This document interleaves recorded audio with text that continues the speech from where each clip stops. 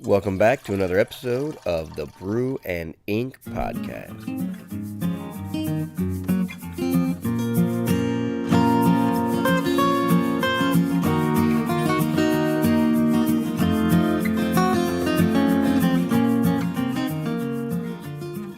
All right, and welcome back, faithful listeners, to another Brew and Ink podcast. This is season 4, episode 2. That's right, we're coming at you with some more flash fiction, and we've got some characters from season 3 story. So if you're wanting to go back and find out who these characters are, you can go and listen to The Midnight Show. And if you know who they are, then you can enjoy these flash fiction stories. Yeah, we're going to be doing Dr. Wincek tonight because we couldn't figure out a way to really do Dr. Wolf again unless we went like earlier and and I felt like they didn't get a lot of airtime either, Dr. Wincek and then the other security guy. Yeah, that security was there. guy. Yeah.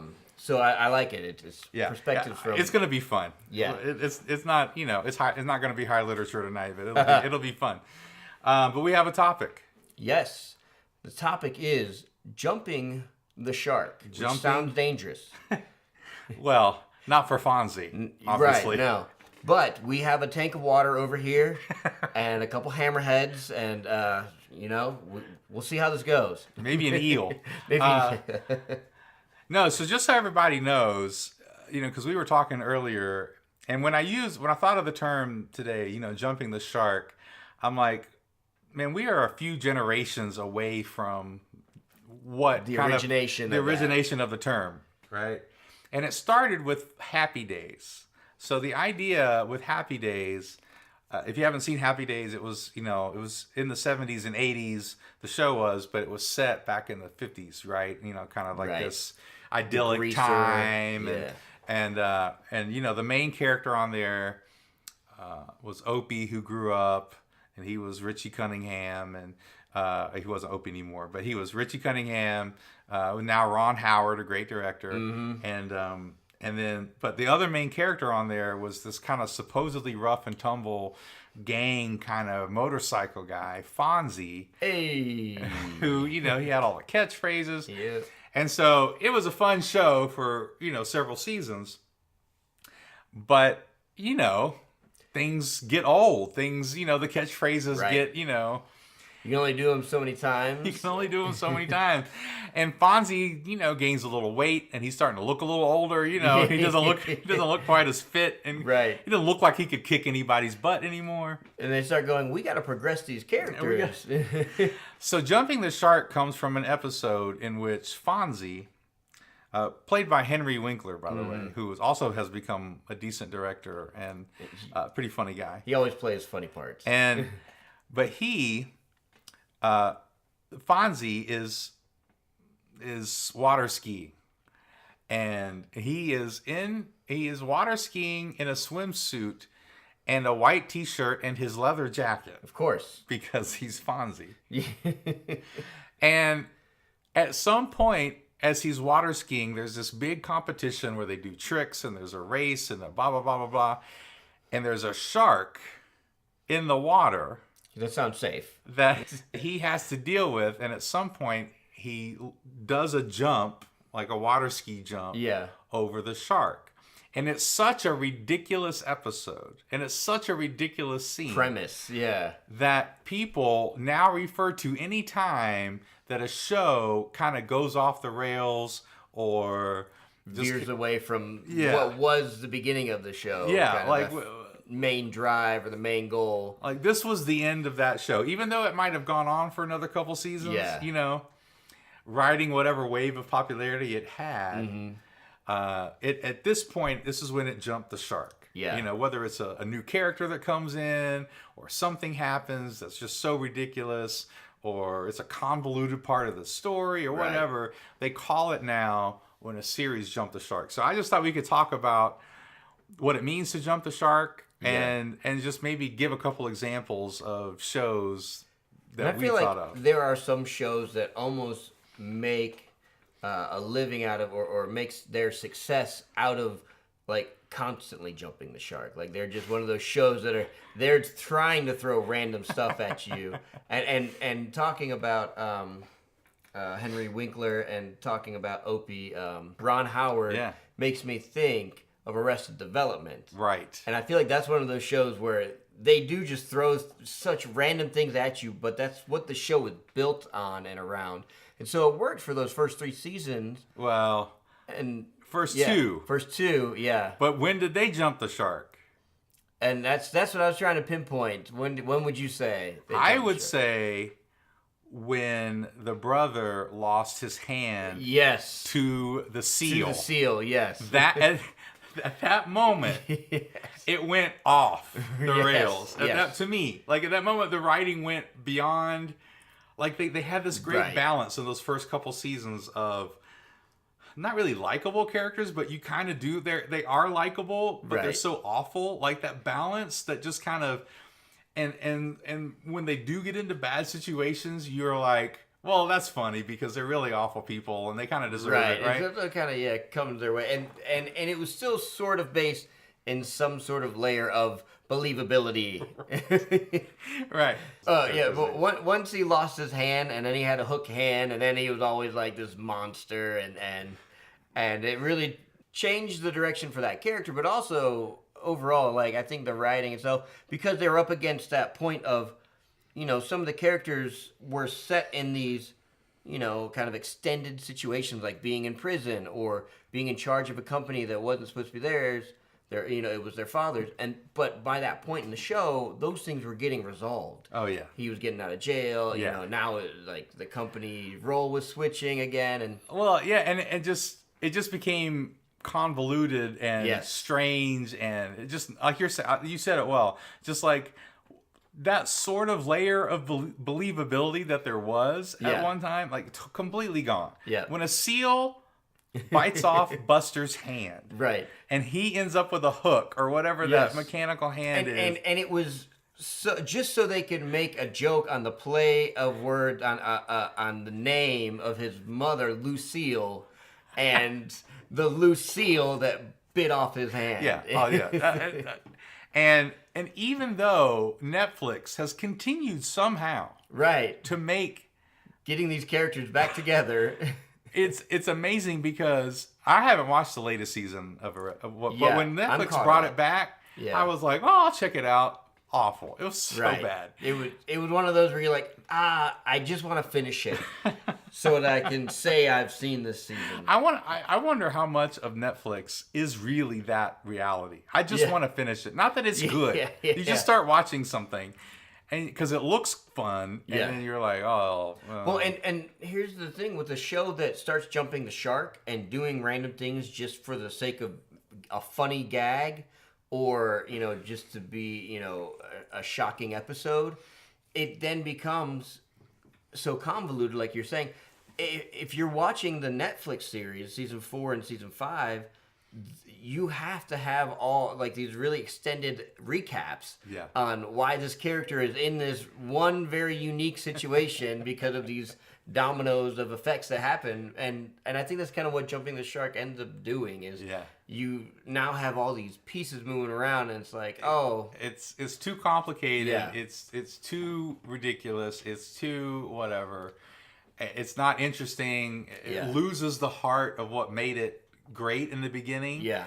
And at some point, like you're saying, especially with Fonzie, right? A lot of those shows, especially through the 80s, they had those running gags and running catchphrases, and that's what made a lot of them, even Friends memorable. Had it, even Friends had it to a certain degree. Yeah, how you doing? Yeah. But at some point, like those can't be the heart of your show. Yeah. Like at some point, Mr. Cotter, and Welcome Back Kotter, like at some point it was funny, but at some point you're like, this is just getting old now. Like, and characters have to move away, and characters, John Travolta, dances on the big screen. I mean, like stuff starts happening, and you kind of got to make something work, and it rarely ever recovers. So do you have an example of one that works that you like?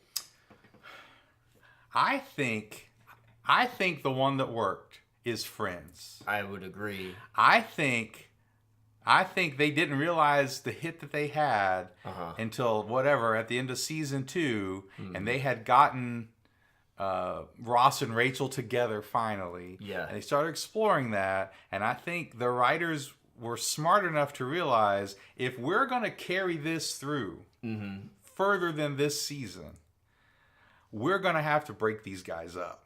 Right. Like, we're going to have to break these guys up. And I think the moment that could have been jumping the shark was when Monica and Chandler get together.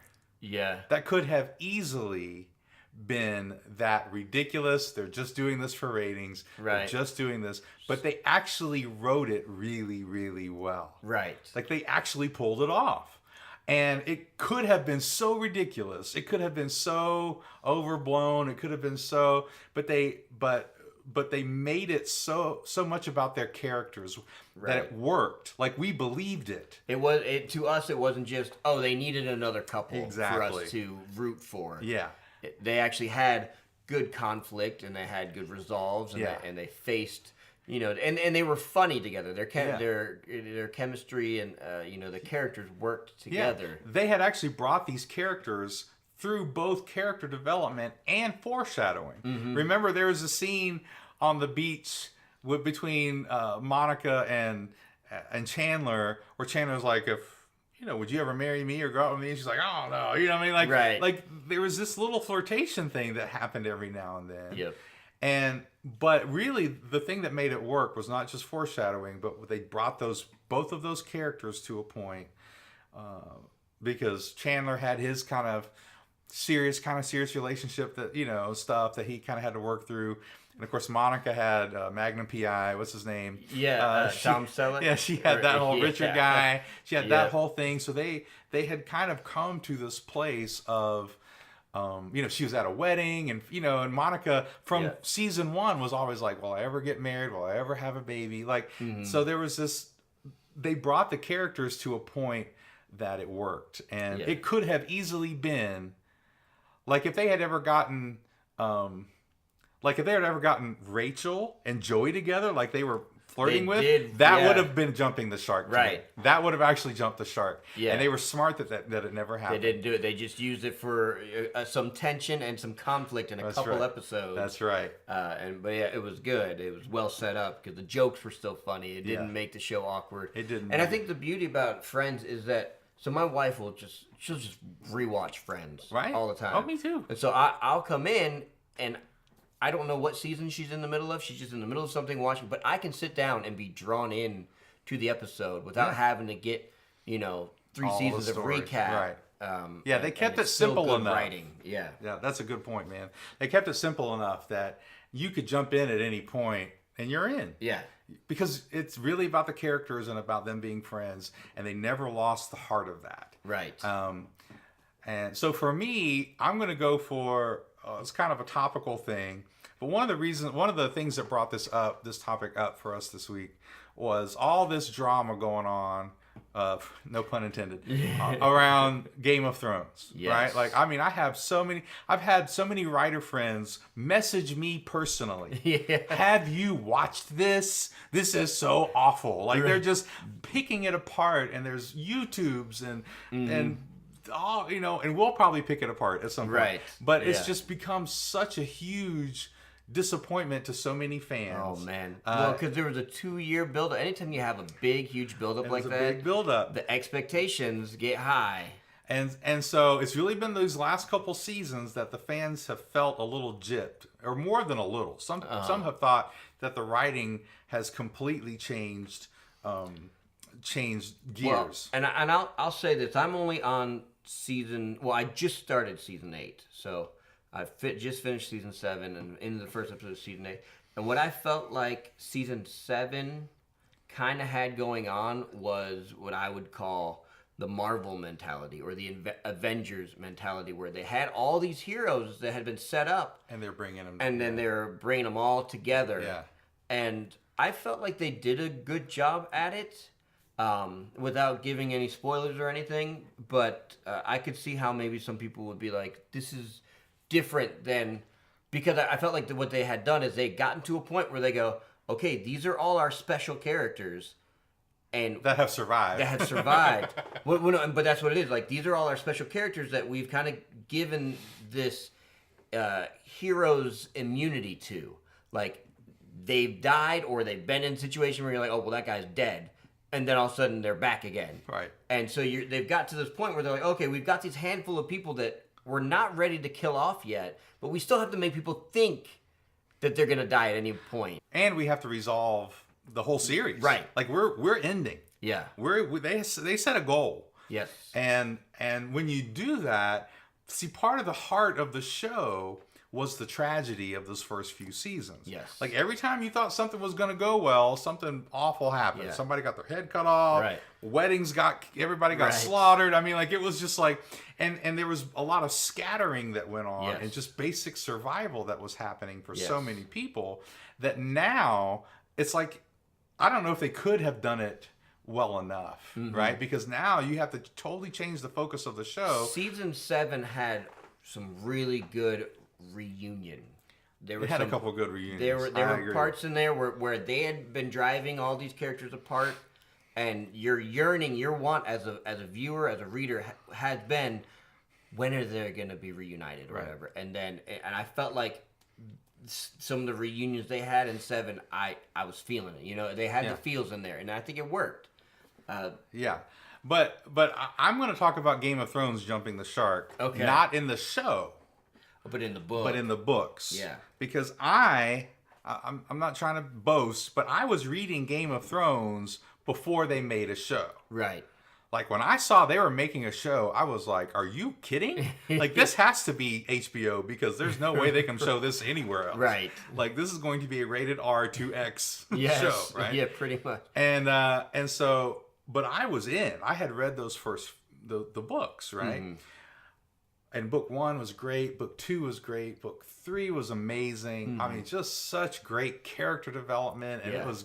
it was revolutionary. Like, with those first 3 books, Yeah. like, people don't realize, maybe in the modern, like, if you're not reading fantasy on a regular basis, like, George R.R. Martin changed the face of fantasy as we know it. Like, there is now the grimdark kind of fantasy where it's gritty and people aren't good characters and they're, whatever, like, It's got that thick foundation of realism. yeah. And then you're like, oh, wait, there are dead zombie things and dragons. Yeah, right, Wait exactly. a minute. Those are fitting in the same world of Exactly. this gritty, dark nature. Yeah. And so, I mean, revolutionary. Yeah. And people love them. And then we get to book 4. And book 4, and he even says at the beginning of book 4 or 5, he's like, this is probably going to piss a lot of people off. And I'm thinking, as a reader, well, why are you, if you know this, Why are you doing this? but he's basically, he wanted to do all of what was in this part of the world in book 4, and at the same time went back to book 5 of all that was happening in this other part of his world. Right. So so book 4 and 5 were happening simultaneously. He was just focusing on different geographies, whatever. And so, but book 4 was such a meandering mess. Oh, gosh. It was just introducing new characters that you didn't care about, exploring some characters you didn't care about, but literally he got to book 4, and I just think he went, this is going to sell whatever I write. I could basically wipe my butt on this page, and it would sell 1 billion copies, because everyone's so in, and now the show's coming out, and it's a huge hit. And he was world building. he was world building. Yeah, he was just using the book to In his own way, the Robert Jordan problem, right? Yeah. Robert Jordan and spent 2 or 3 books, thousands of pages each, just world building. Like, not really telling, like, not much of the story actually moved forward. He just decided, well, this is what I'm going to do, and just, let's go to this place, and there's, the trees and the people and their clothes, and the pages and pages of this stuff. But George R. R. Martin was different. His was more character based. It was just a lot of new characters that you didn't care about after there was such a kind of cliffhanger at the end of book 3. Right. So amazing. And you're like, can we get back to the No, main story? It was awful. It's awful. Like, Yeah. there are some people, like I think on the Wikipedia page, there's a Wikipedia page or part of the Wikipedia page where they give you the What rundown pages? of what happens in book 4, because they're like, most people just skip book 4. Yeah. And you really can. You could just skip book 4. They're like, read chapters 1 and 2, Whatever. 10, 13, and then the last chapter. Yeah. And so for me, it's that book series of this is, he kind of jumped the shark in the books. It's not technically jumping the shark, but he definitely got a little off the rails, and away from what was making it a good character story. With those characters you were really falling in love with, and you just didn't care about these new characters. I didn't, at least. I don't know anyone who's read the books, by the way, who likes book 4. I just don't know anybody. And like I said, he got a little bit back on track in book 6, but for me, like a book series that could have really, he kind of did jump the shark, but really got back on track, was Robert Jordan. Robert Jordan, I was thinking that too. He didn't really jump the shark, but like I said, he just really meandered for a few books. Right. And you're talking about his Wheel of Time series. Yeah, the Wheel of Time series. And when he finally, I think, realized he was dying, which is really sad, right? I mean, like, when he finally realized, like, I'm having these health problems, I don't know how much longer I'm going to be around, he got focused again. And then he couldn't finish it, and Sanderson had to finish it based on notes and stuff like that. Which Sanderson did such an amazing job. One of my favorite writers, anyway. But all that to say is, he kind of did jump the shark, but he brought it back. Like, and that's what I think is rare. Like, he actually, man, there were characters that were in the same place for like 3 books in Robert Jordan's in the Wheel of Time. You're like, really? Nothing happened with these guys again? Like, they're just camping out and talking about women and men and everybody having all these conversations, and you're like, oh my God, nothing's happening. And then maybe something little would happen with Rand at the end or something. It was just so, it was so, they were decent, but it got frustrating. But there were some characters in there, like some of the main characters that really did drive the story as a reader. You're like, oh man, I want to hear more about, and it's been a minute since I Matt was amazing. Oh, I loved the character based on luck. Oh my God. Like, this, such a great character. Such a great but character. I loved Perrin. Perrin is great. Yeah. Well, they were all great. The wolf. The wolf guy. Connecting with the wolf. Yeah, I love any kind of like, and not to get specific on these details, but like Bran, kind of being able to communicate that was cool. With animals and stuff. I love characters like that. Now, Aquaman, obviously. What would you say for the Chronicles of Shannara? I haven't read them. Okay. See, I haven't read those books. I've read like the first book.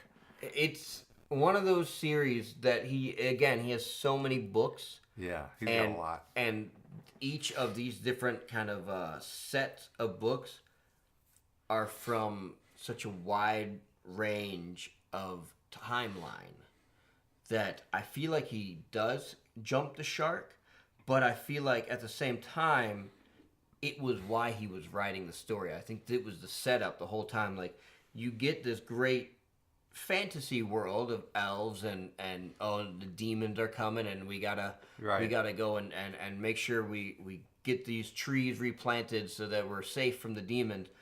But then at the same time, where it could be considered jumping the shark, he totally flipped it. Yes, he flipped it. I mean, I know about it enough to know. So what I'm talking about is he totally flipped it into more of a sci-fi thing. Yes. Yeah. And so then you get these other stories that are, further down the line, kind of in the future, or further in the past, and they seem very unrelated to that original storyline, other than the fact that it's within this same world that goes through these very grandiose changes in the scenery and the settings and stuff like that.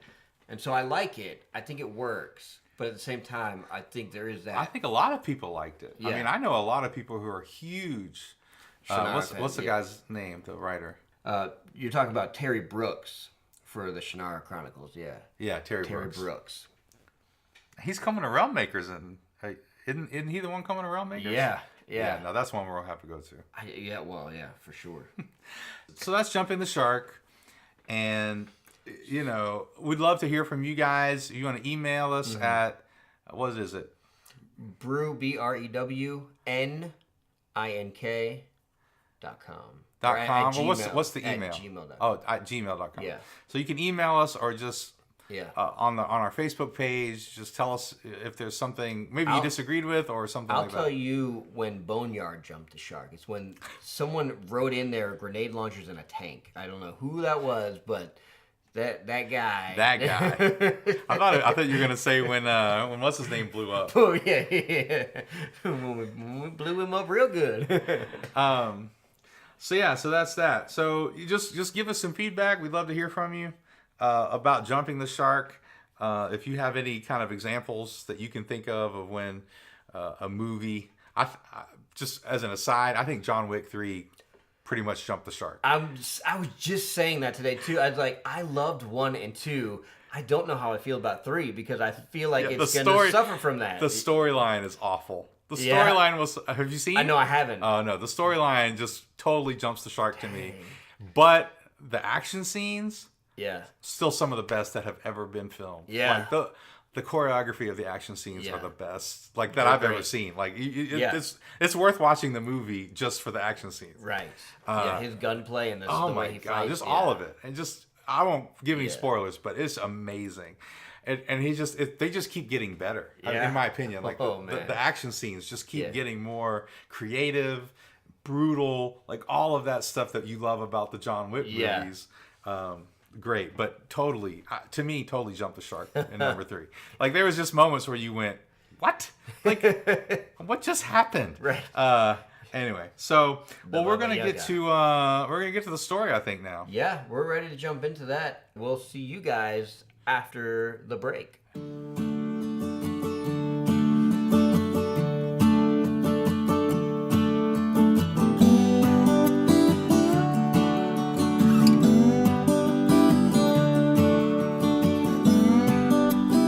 We just want to say thanks for listening to our podcast.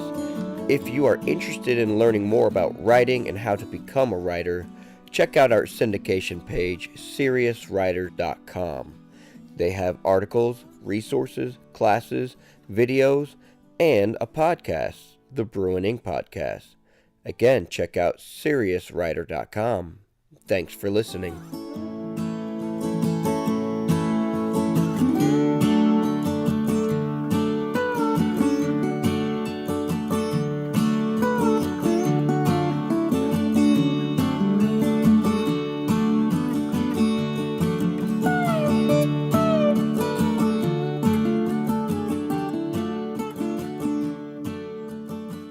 Primed for Duty by MB Mooney. My phone buzzed on the bedside table, that annoying rattle on the wood. Darkness met me when I opened my eyes, and I had to rub something crusty out of my eye before I could find the dim, flashing light of my phone. I grabbed it, half by instinct and the other by blurred sight, and brought it to my face. I recognized the number for the local police station and cussed. 3:04 a.m. My words slurred when I answered. This better be an emergency. Dr. Deb Wincek, the voice on the other end said. I grunted. Yeah? The man cleared his voice. Hello, I'm sorry for calling you so late, early, but Sergeant said we need you down here. Sergeant... My mind's still waking up. I couldn't find the man's name. Sergeant Mundy. Coughing, I cleared my throat and sat up. Sergeant Mundy. My new boss, yes. I wanted to yell at the detective whose name I forgot, but he was following orders, and this was my job now, to be on call for cases that needed medical expertise, and that couldn't wait a few hours. Even minutes could be the difference between getting the right information and data in a crime scene. As gross as it sounds, the fresher the better. And yeah, sometimes it was pretty gross. Text me the address, I said, because I wanted to GPS it. 15 minutes later, I arrived on the scene. Probably didn't need the GPS, as the coroner was surrounded by 3 police cars, a fire truck, and an ambulance, all their lights flashing. Pretty easy to spot. Fortunately, I left my ID in the car and plucked it like an apple from the rearview mirror. With another curse at my life and how my body still felt half dead, I emerged from my car. I showed my ID to the 2 uniformed officers at the entrance. They looked at it, mostly because they hadn't met me yet, only 2 weeks on the job. And despite what Miami Vice or the 80 versions of CSI would have you believe, there just aren't as many murders as you might think. They waved me up the stairs, one of them saying 3B, and I ascended the stairs, a decision I regretted within 30 seconds since I was breathing heavy after all the turns to get up there. Gathering my strength, I entered the apartment. Sergeant Mundy, a middle-aged white man, spoke with a detective in the middle of the living room. He noticed me and nodded me over. When I heard the voice of the detective, it was the one on the phone, but I still didn't know his name. "Come with us, Doctor," Mundy said, and he walked further into the apartment. I followed, and the detective walked behind. We went through the hallway and then the master bedroom. The sergeant went into the bathroom, and I could smell the dead body now. But a policeman's uniform caught my eye, laid out neatly on a chair next to the bed. Frowning, I went into the bathroom, the sergeant and detective waiting at the door. A man lay in the bottom of the shower, wet and very dead. He held an electric razor in his hand. I winced. This guy was a cop? I glanced behind me. Mundy nodded. Yeah, a newbie, 2 years in. 2 years was a newbie? I'd been on for 2 weeks. "So, Doctor," Mundy said, "thoughts?" He wasn't supposed to give me any suggestions or direction, but it was so obvious I blinked at him. Looks like he died from electrocution."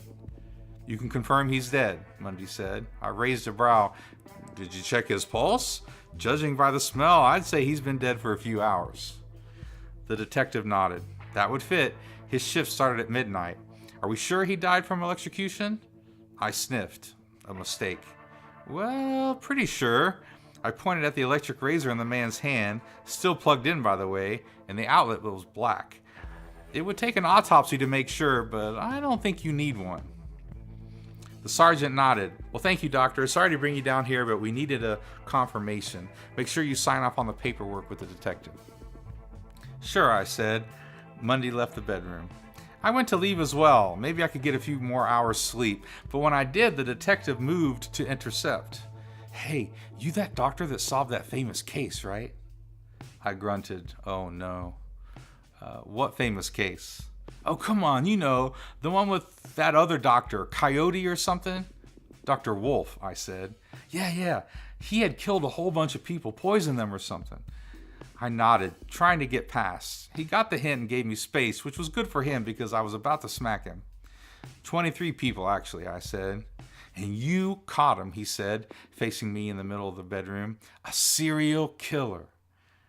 "I got a little lucky," I said. "Uh-huh." He leaned in close, coffee on his stale breath.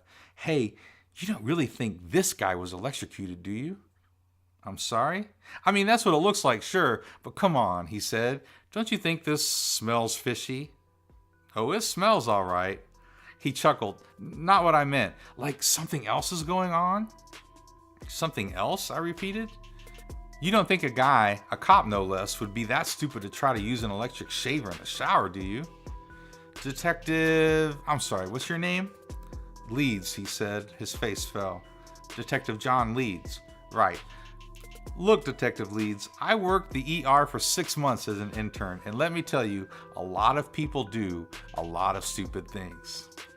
"True," he said, "but maybe he was working a case and found some evidence that he shouldn't have. Someone poisoned him, like your Coyote case." "Wolf." "Yeah, that's what I said.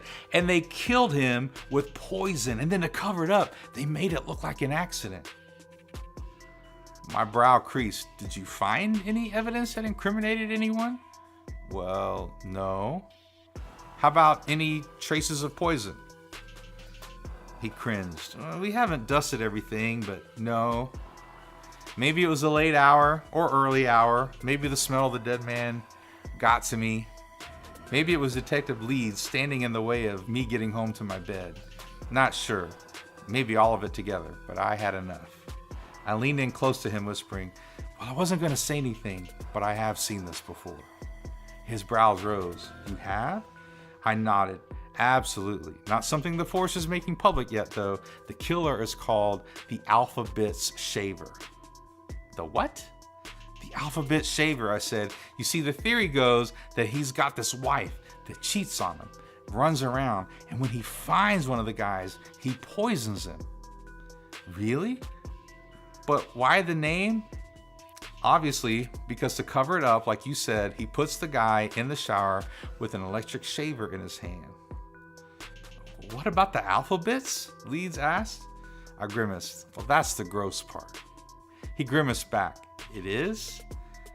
Yep, you see, he spells out a message, a clue to a larger puzzle that we haven't figured out yet, but he puts all the letters in a plastic bag and shoves it way up the guy's rectum. Leeds gasped. What? That's right. I was going to call into the precinct in the morning, order an autopsy and cavity search, see if my suspicions were correct. I looked sideways at him. But maybe you... Maybe me what?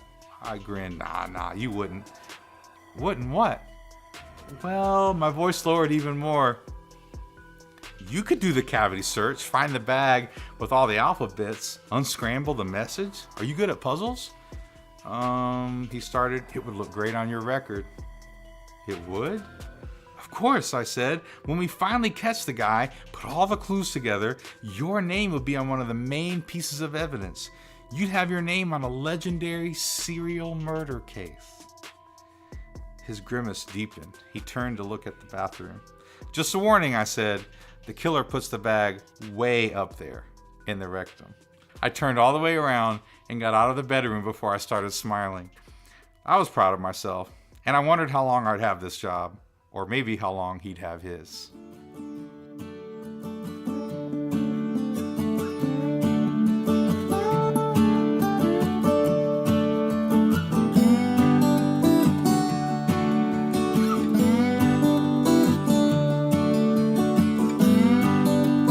All right. Nicely done, Brent. Thank you, sir. Mr. MB Mooney wrapping it up there with a story from Dr. Wincek's point of view. Yep. She likes pointing out that she's smarter than other people. Yes. And apparently she likes tricking them into doing things that they shouldn't be doing on the job. From there, I guess the question is, what do we pull out of our butts next? Yeah. He can pull things out of your butt. Yes. But you can't pull things out of your friend's butts. People. Yeah, yes. That's not good. Well, we're going to do a couple more rounds, I think, of the Flash fiction. We are brainstorming the next season 5. So we're going to kind of do a couple more Flash fictions. So we got a few titles to choose from. So I'll be writing the next one. Steven's next. And we won't be doing any characters. We might stick with the kind of the mystery, crime genre theme. But we won't have to stick to the characters anymore. We was just kind of doing that for fun. We thought it'd be fun to explore that a little bit. So here are our 3 titles. All right. Give them to me. So you guys are going to vote for which one you want Steven to write. Okay? So in 2 weeks, this is what he's going to write. One of these 3 titles. The Thief and the Gateway. I like it. Which is a cool title. Yeah. Chicago and the Gray Midnight. Yeah, I was born and raised in Chicago. Yeah. Were you really? Yeah. I didn't know it was Chicago. It's the suburbs of Chicago. Oh, okay, suburbs. Yeah. And Caseless. Yes. So these are the 3 titles. I'll say them one more time, but there will be an opportunity on the Facebook page to vote for one of these titles. The Thief and the Gateway, Chicago and the Gray Midnight, or Caseless. So go to our Facebook page. It's Brew and Ink on Facebook. Brew and spelled out A-N-D, Ink, Brew and Ink. And go on there, and it should be on the Facebook post with this episode. Yep. Or somewhere around there. Yeah, you'll find it on the main page, and then also there's a group, the Brew and Ink voters group. So the poll will be posted there as well. Nice. So you can join the group and give it a like. You vote, share the voting link, get your friends to vote on it. Because really at this point, it's not like they're directing a story arc. Right. They can just pick whichever they like the best and see what we can do with that. What we can do with that. And just so you guys know, we're really excited about the next season, season 5. We're really kind of trying to cook up a really good story for you guys to be involved in. We got some really cool things coming up. Hopefully we got some guests on again here pretty soon. So please like, subscribe, share, do all those things. Help support this cool podcast and keep it working and moving. And make sure to be tuning in to our Interbrew episodes. I hope you guys liked that spoiler-filled Avengers Endgame episode we put out. We'll be doing one pretty soon here on Game of Thrones, because by this time you're listening to this, that's right, it will have wrapped up. The last episode will be out, so there'll be plenty to talk about. So stay tuned on that. And as always, until next time, raise that glass to inspiration. Stay inspired, guys.